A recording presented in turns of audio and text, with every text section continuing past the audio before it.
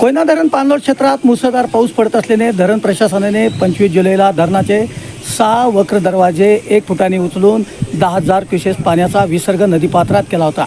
मात्र तो आज विसर्ग सध्या वाढवून 40,000 क्युसेस पाण्याचा विसर्ग नदीपात्रात करण्यात येतो. मी कराडला कृष्णा आणि कोयना नदीची जी पात्र आहेत ती सध्या तुडूंब भरलेली आहेत. या पात्रांचे जे पाणी आहे त्या मंदिराच्या सध्या पायऱ्याला लागलेले आहेत. आपण सध्या दृश्य पाहत आहे की कशा पद्धतीने कृष्णा आणि कोयना नदीची जे पात्र आहे या पात्राने आपली धोक्याची पातळी ओलांडलेली आहे आणि त्याचं जे पाणी आहे ते सध्या या ठिकाणी पायऱ्यांना लागलं आहे. नक्कीच आणखी 4 दिवस जर कोयनेत मुसळधार पाऊस पडत राहिला तर सध्या पूर परिस्थिती निर्माण होण्याची चिन्हे मात्र निर्माण झाली आहेत. त्यामुळे आपण पाहत आहे की शहरवासियांनी सध्या आपण पाहत आहे की या ठिकाणी कराड शहरवासी दाखल झालेले आहेत आणि सध्या परिस्थितीची पाहणी करत आहेत.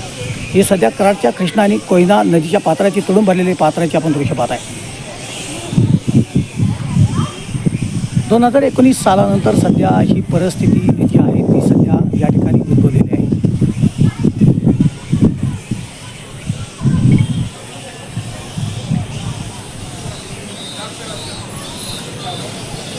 मुल्ला कराड वार्तासाठी कराडच्या प्रीती संघावरून. आता सध्या पाऊस सुरू आहे. गेले आठवडाभर धुवाधार पाऊस सुरू आहे आणि आता आपण आहोत कृष्णाबाई मंदिराच्या घाटावरती आणि आपण बघू शकता 2019 नंतर जशी पूरस्थिती होती 2019ला त्याप्रमाणेच पूरस्थिती निर्माण झालेली आहे.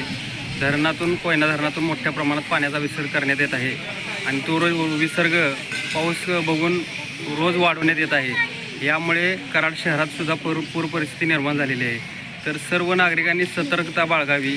तसेच कराड शहरातील सर्व सामाजिक संघटनांना माझे आव्हान की पूर परिस्थितीमध्ये जर काय धोकादायक परिस्थिती निर्माण झाली तर आपण स्वयंस्फूर्तीने नागरिकांना मदत करण्यासाठी तयार राहावे.